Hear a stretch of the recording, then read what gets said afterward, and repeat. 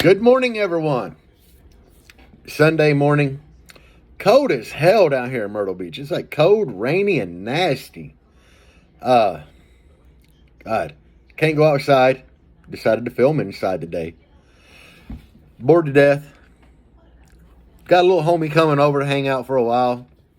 But we're going to be hanging out inside, which I don't like. Usually, me and my company, we always hang out outside because I'm just an outdoorsy person.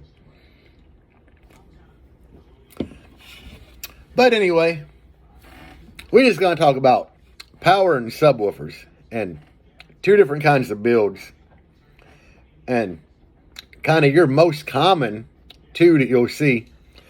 One are builds that have a ton of cone area, like 812s, 618s, and stuff like that on low power.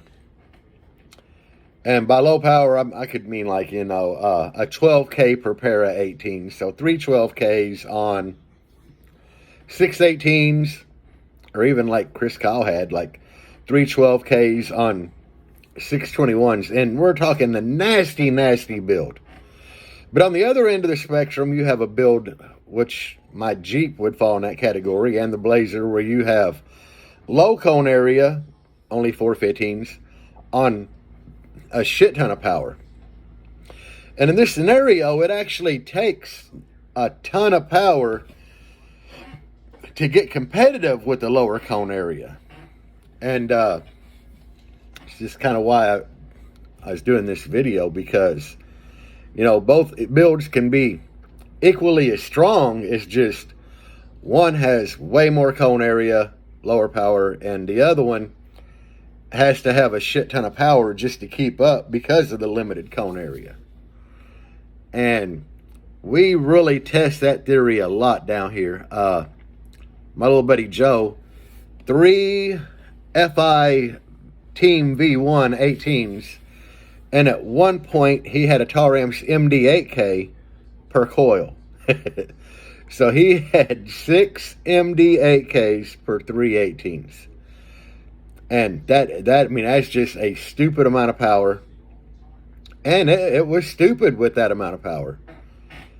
At one point, I think he did wind up damaging a sub from it. He broke a triple joint.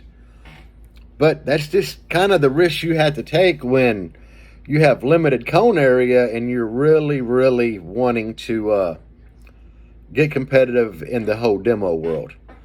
Now, keep in mind, he wasn't trying to get no numbers out of this build. It was strictly for demo purposes. And he full tilted it a few times, but most of the time he just liked the fact you got all that power and you can just kind of roll the bass knob up to wherever you want to, But would the subs handle it a long time? I don't know. I don't know how long they would handle it.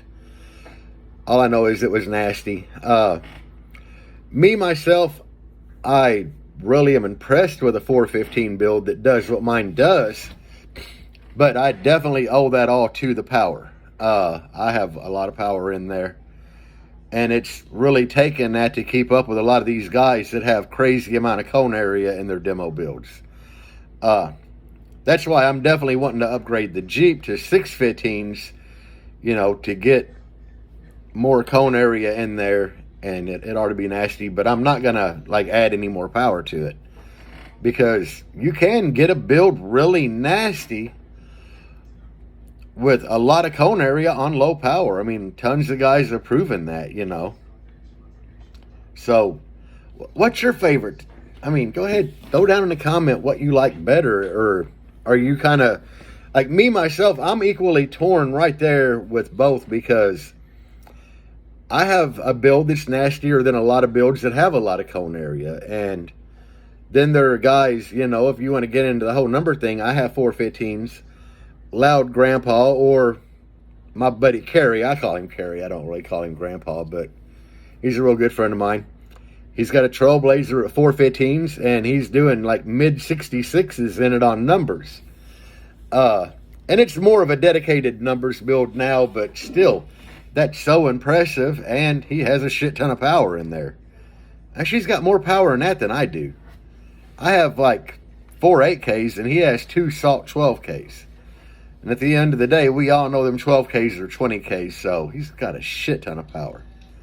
And knowing him, they're nowhere near 1 ohm. I mean, they're probably like quarter each. But I have been in a lot of nasty builds that have a ton of cone area, and I'm like, you know, what are you running for power? And they're like 2 8Ks. I'm just like, what? Like 2 8Ks. So, you know, I guess when you're planning out a build, decide how you want to do this, and you know, take your. I recommend people go out there and measure.